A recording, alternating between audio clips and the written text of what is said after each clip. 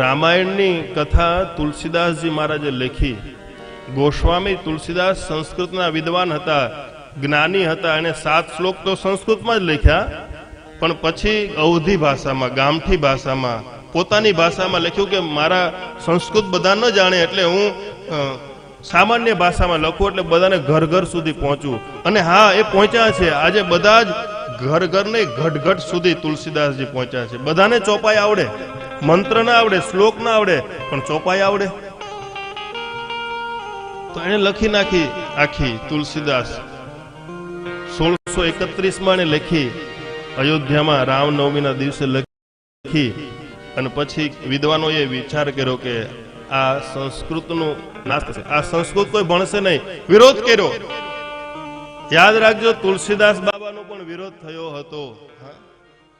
સંતોનો વિરોધ થાય જ, મહંતોનો વિરોધ થાય જ.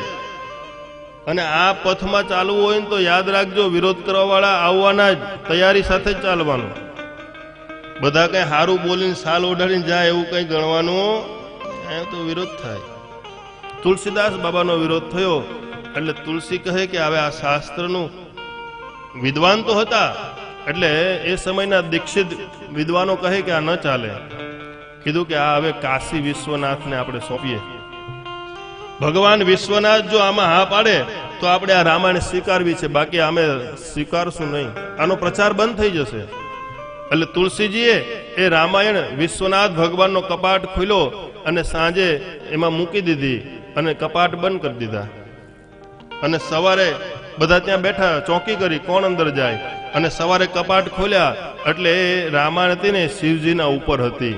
અને ખોલ્યું તેમાં ભગવાનની સહી થઈ ગઈ હતી કે આ રામાયણ છે ને સત્યમ શિવમ સુંદરમ. મહાદેવે એને સ્વીકાર કર્યો તો આજે ઘર ઘર ઘર સુધી રામાયણ પહોંચી છે. સત્યમ શિવમ અને સુંદરમ. સત્યમ હોય ને એ સુંદર હોતું, બહુ સાચું બોલે ને તો કડવું લાગે, એટલે બધું મેળ ના ખાય. પણ મહાદેવમાં બધો જ મેળ ખાઈ જાય. દૂષણ અપી ભૂષણ ભવતી. જે દૂષણ હોય ને, જેને દૂષણ, એ મહાદેવમાં જાય તો ભૂષણ થઈ જાય. નાગદાદા આમ રોડ ઉપર નીકળ્યો હોય તો આપણે એને લાકડીથી મૂકી જાય, પણ એ નાગદાદા શંકર ભગવાનને લપટાઈ જાય ને તો આખું ગામ દૂધ પીવા આવે કે પીવો, દૂધ પીવો, દૂધ પીવો. પગે લાગે, ફૂલ ચડાવે.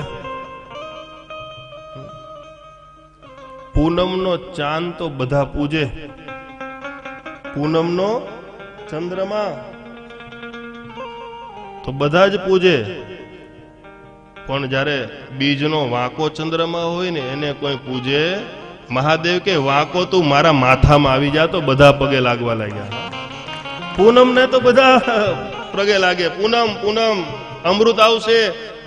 દાદા પૌવાને દૂધ મૂકે ઘર ઉપર કે આમાં અમૃત આવે તો અમે અમૃત વાળા મેઘાવી થઈ જાય. પણ ઓલા વાંકાને કોણ પૂજે? વાંકાને પણ સીધો કરીને મારો મહાદેવ પૂજે. અને મને અમારે સવારમાં વાત થઈ કે અમારા દમણના અપુભાઈ જો અહીંયા શિવ ભક્તિ કરતા હોય, આટલા બધા રેલા વિશ્વાસથી કરતા હોય, તો યાદ રાખજો, તમને કોઈ રાખે કે ન રાખે પણ Mahadev is always waiting for you.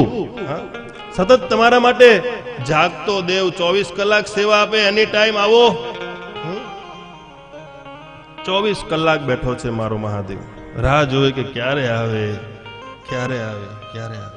એ શિવ પુરાણનું ચરિત્ર, શિવ ચરિત્ર એટલું વિશાળ છે, ઉદ્યમ. આમાં 24,000 શ્લોક છે.